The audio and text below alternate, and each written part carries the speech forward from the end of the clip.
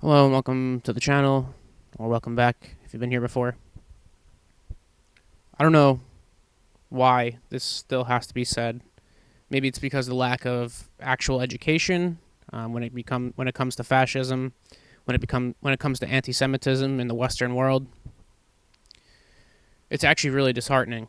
Um, so Elon Musk, after his Nazi salute, went on to say they're calling me a Nazi and a Zionist, and he believes that these two are somehow incongruent. But as it stands, the most far right anti Semitic forces on the planet, the leaders, are both in favor of Nazism and in favor of Zionism. Now, on the face, it seems like this might be a very outrageous thing to say. But if you know anything about Nazism, if you know anything about Zionism, well, I guess if you know anything about the anti Semitic conspiracies of Nazism, and if you know anything about Zionism and its roots, then this is really they go hand in hand. There's nothing really differing about them, even though it's a Jewish state and support for a Jewish state. This doesn't equate to support of Jewish people. Now, what do I mean by this? Zionism itself was not an ideology that Jewish people subscribe to, by and large. Zionism has existed for centuries as a Christian ideology well before it was adopted by Theodor Herzl and used as justification for creating a state in Palestine. Zionism, under Christian belief, was the idea that Jewish people were not supposed to be in Europe. They are outsiders. They are not part of, German society. They're not part of Spanish society. They're not part whatever country you're in. These are not Europeans. These are people that shouldn't be here. They are outsiders. Even the term anti-Semitism is an attempt to equate them with Semitic people, mainly Arabs, and say these people are like Arabs. They don't belong here. And then, when there was a large amount of anti-Semitism brewing in Europe, which eventually led to the Holocaust, Theodor Herzl came around. I think it was the late 1800s, like 1890, or maybe even the early 1900s. And he said, no, this is actually something we should adopt as Jewish people, and we should secure a homeland. By the way, Theodor Herzl was an atheist. He was talking about like the ethnic Jews. So even though it was like an anti-Jewish conspiracy, it was more about classing people into race. This is when scientific racism was at its heights in the 19th and 20th century. So this was like largely an anti-Jewish idea, anti-Semitic, because they said that Jewish people are like Arabs. And in particular, when we talk about Nazis and we talk about Hitler, what their main goal when they were coming to power and when they were starting to implement what they thought were solutions to all these problems, the Jewish question, like what their solutions were. There's a reason that extermination is called the final solution, right? Like there were things that they tried beforehand, and one of those things was trying to expel all Jewish people from Germany and basically from all of Europe. They wanted to ship all the Jewish people out of Europe because they saw them as outsiders, as malignant forces, whatever the conspiracies go, right? But at the base of it, they're saying these are not Europeans. These people do not belong here. We need to get them out of here. And now let's flip to Zionism. A Zionist belief is also the same thing. And this is, like I said, Zionism was an anti-Semitic belief that was held mainly by Christians that said the same thing. Jewish people don't belong here. They're outsiders. They should have their own place to go, or they should just like get out and go somewhere else. And then Jewish Zionism, Theodor Herzl basically popularized it, was saying the same thing. Basically, he was saying we don't belong in Europe. We should go and make our own country and build it up, whatever. And at that point, they didn't even really know where they were going. There was different places they could have gone, but they ended up on Palestine. But this is extremely important. If you look up Zionism nowadays, and you kind of and it's portrayed in mainstream media as basically like a Jewish ideology, but this is not true. The largest majority of Zionists on planet Earth are Christian. This has always been the case. This has been the case in the 1500s, the 1600s. This was a Christian ideology, and Jewish people reluctantly started to adopt it, especially after the horrors of Nazi Germany and the Holocaust and the final solution, right? This is a solution that they came to after they wanted to expel Jewish people from their lands because they're, outsiders and don't belong here. So Zionism itself has baked in anti-Semitism or, anti-Jewishness, baked into what Zionism is as a belief, as a political ideology. So if we talk about it today, and we talk about anti-Semitic leaders today who support Zionism, these are people like Viktor Orban, who's very anti-Semitic, says a lot of anti-Semitic stuff, and he's very pro-Israel. Now, why would they do that? Well, it's not like Viktor Orban is sending money to Israel, right? He's not really materially supporting Israel, but he supports them politically as like, hey, these people should have a place to go because we don't want them in our country. That's the whole idea, is these people can go to Palestine and colonize Palestine and get out of our country, and we support that, and we support them, living all the way over there in West Asia, out of sight, out of mind. We won't really support them too much with, with money, because that's not what we want to do, because we don't want to support Jewish people. We just want to support the idea that they should get the fuck out and go somewhere else. It's very simple. Very, very simple. And also, what we have to remind ourselves of, anti-Semitism, how it was basically a badge of honor. There was like an anti-Semitic party in Europe at some point. But they were saying, we are anti-Semitic because we believe Jewish people shouldn't be here. They belong somewhere else. They're like Arabs, right? Just keep that in mind. They're like Arabs. So when a lot of these fascists and anti-Semitic people who are leaders, who are, cultural figures, whatever, like people like Elon Musk specifically, they don't necessarily have as much of an issue with Jewish people as they do with Arabs and Muslims specifically. So when the state of Israel, started colonizing, or when it was basically born out of colonization in Palestine, this was seen as great by Western people, mainly because there's two reasons why. Because Western societies have way stronger Islamophobia baked into their culture, baked into their beliefs, than they do anti-Semitism nowadays. Even back in the day, it was more about hating Islamic people, hating Arabs was way more popular, always has been more popular than hating Jewish people. And even nowadays, it's more popular because after the Holocaust and after the images, Jewish people have been seen, especially European Jewish people, have been seen more as white people because, look at the color of their skin. That's kind of how we do things nowadays. It used to not be like that. Italians were not used to being white. They weren't white at one point in the past, and neither was Irish people. The whitest people on the planet Earth, basically. Irish people, red hair, all this stuff. Not white people, according to the old racists, right? Because the white is just a social construct. It doesn't really exist. It doesn't really mean anything scientifically. It's just a category that's ever expanding to be supremacist, and say like, oh, we're different, we're better. And, these other people, they're not white, so, we got to keep an eye out on them. Racism is very invented, let's put it that way. And even the basis of race is extremely invented. But I guess, what am I getting at?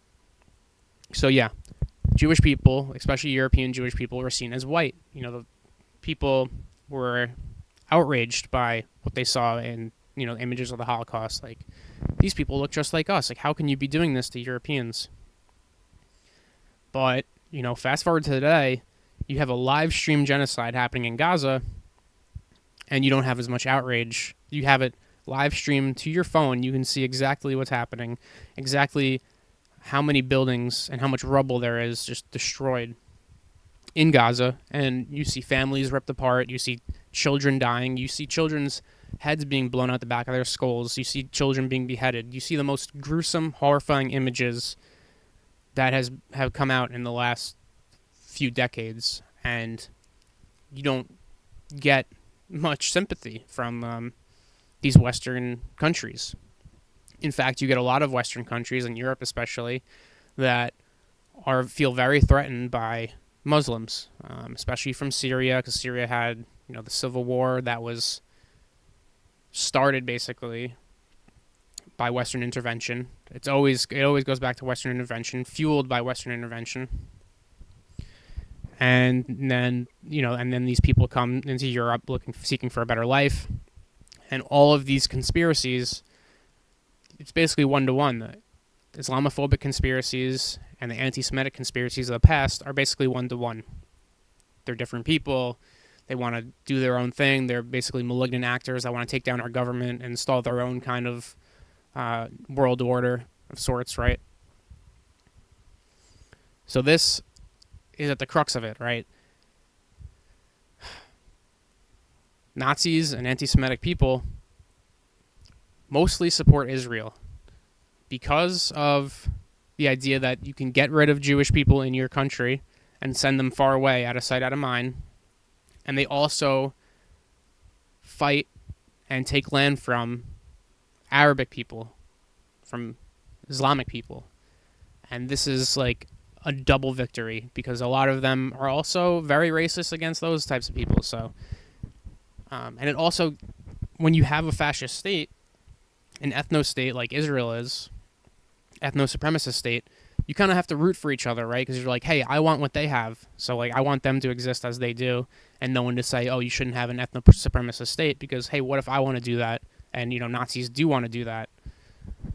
So this whole idea is just batshit, that you can't be a Nazi and a Zionist. The earliest Zionists that existed were extremely anti-Semitic. Zionists today are basically extremely anti-Semitic. There's a whole bunch of other information out there about how they view the Holocaust. There was also agreements with Hitler to go and send Jewish people to Palestine. This is because that was what Hitler wanted to do, get people out of Germany and send them somewhere else. That's just what it is. You can call Hitler a Zionist or not. It doesn't really matter whether that label applies 1-to-1. The idea is he is in line, like his beliefs and his party's beliefs were in line with the Zionist beliefs of these people don't belong here, we need to get them out, we need to purify Germany, all this shit. And, I don't know, it's just like a lack of education, of course, in Western societies, because our countries largely supported fascism up until they started attacking our societies, right? Like when the Nazis were attacking in the East, we're like, oh, great, they're taking down the communists. Let's also remember the first concentration camps that the Nazis built were for communists. They weren't for Jewish people, they were for communists, and the most people that died during World War II were communists and Russians. It's like, if you add up all the Allied forces' deaths combined and then multiply it by 10, it's still less than how many of the Russians died. So, like, let's keep that in mind, too. That outweighs all the Holocaust victims as well. For some reason, everyone in the West thinks the Jewish people were the biggest victims of the Holocaust. No, it was Russians and it was communists. They were the biggest victims of the Holocaust. They were the initial victims. This is why the West supported Hitler's rise to power and why they supported him fighting communism in his country and also in the East, because they didn't want communism to spread to their countries. Why? Because they were propped up by moneyed interests and they didn't want a change in the power structure. They wanted to keep hold on power. Europe the UK and France could have made an agreement with Russia to help thwart Hitler's actions. And, of course, Russia wanted this to happen, but the UK and France, they kept stalling because they didn't really want to make an alliance with communist Russia. Actually, there was 14 countries around Eastern Europe that tried to invade Russia when they were having their revolution to stop it in its tracks. So this is what I'm getting at. Like, our education system in the West is poor, piss poor, when it comes to Nazism, when it comes to fascism, because we don't get told the proper history, because we were rooting for the bad guys all along until, hey, it looks like those bad guys who wanted more conquest and colonization in Europe were actually looking at us too, and they wanted our land. And that's when it became a problem. That's when it was like, oh, okay, you can't be doing that. So this is the reality of it, right? The United States didn't get involved in World War II until it was attacked by Japan at Pearl Harbor. Like, this is very important. There was a 20,000 strong Nazi rally in Madison Square Garden in New York City in 1939. So by and large, what you get told in history class in Western societies, what you get taught about fascism, Nazism, and the Western leaders of West Europe and the United States, is just horseshit. It's just horseshit. And even if you frame it the right way, with the Nazis were very anti-communist. They went after the communists, and that was very much supported by the West. And then the West came in, put an end to Germany's expansionism, kept a lot of Nazis involved in West Germany, brought a lot of Nazis home back to the U.S. to work on programs and work on the CIA, work on rocket programs. And then what did the U.S. do, right? They immediately had the Cold War against the USSR because anti-communism was still being done, but now under the U.S. flag instead of the Nazi Germany flag. So this is what needs to be understood, right? The West was never denazified. Any of the Western countries that were occupied, like France, West Germany itself, and Germany as a whole, was not denazified. They wanted to keep a bastion of fascism against communism because they saw how well it worked and how violent it was at putting down communism. And this is Operation Gladio, where millions was sent to Europe, Italy especially too, to basically put down any communist movements, to do terrorist attacks, to infiltrate. This is very well documented. It's just not taught in Western societies because why would they tell us the truth about the horrible, horrendous bullshit that they've been doing for the past few decades after World War II and even prior to World War II starting? So this is the reality of it. This is why we have such strong ties to Israel too. It's to kind of forgive and forget our crimes and wash away our anti-Semitic past. Here in the U.S. we had an anti-Semitic past. All over Europe, anti-Semitic past. And no, it was not exported. This is like a big thing in Germany. They think that anti-Semitism is exported to Germany. No, like, you guys were doing it way longer than anyone in the Muslim countries was. Actually, you exported it to Muslim countries, and that's how some of them became anti-Semitic and had anti-Semitic parts of their government and groups and whatnot. Not nearly as large as what was going on in Europe. Like I said, Zionism itself was a Christian ideology. It was adopted very late by Jewish people, and Theodor Herzl specifically, who set the groundwork for wanting to go to, somewhere else and colonize that land for themselves. So, long story short, yes, you can be a Nazi and a Zionist. Actually, they go very well hand in hand. The earliest Zionists that went to Israel before the Nazis came to power actually rooted on Hitler and said, this is going to be great. This is going to be absolutely great for our country and our cause, because look how many people he's trying to move out of Germany, and look, we just have this place now to go to, and we need a lot of population, so come on, let's go. Very well documented. There's a lot of Tony Greenstein, UK citizen, UK anti-Zionist Jew, has a book about this exactly, and it's not just the Havar Agreement. There's a lot more in there that talks about how Zionists and Nazis had a coalition, basically, how they had an agreement, and how the Jewish Zionist settlers, because I have to be specific now, they were rooting on the Nazis and Hitler's party so that they can grow their state and their project. This is only surprising if you've never been taught this before. This is only surprising if all you know is Western history from your high school textbooks that is heavily propagandized and tells you only half-truths. But that's the reality we live in. You can find plenty of brain deads on Twitter that are like, oh, wow, they're calling you a Nazi and a Zionist. That's crazy, man. The arguments are the same from the Nazi side and the Zionist side, except for the anti-Semitic conspiracy theories. At least if we're talking about Jewish Zionists. I'm not even talking about like the Christian Zionist things. But yeah, the Nazi Party and Christian Zionists, which predated Jewish Zionists, were 1-to-1. Like these are the same exact beliefs that led to that mass rise in anti-Semitism and the idea to evict all Jewish people from Europe. And then eventually the final solution, right? It's called the final solution because first they wanted to move them out, and then there was barriers put up, especially by the UK, and bringing people to Palestine because the UK was in control at that point.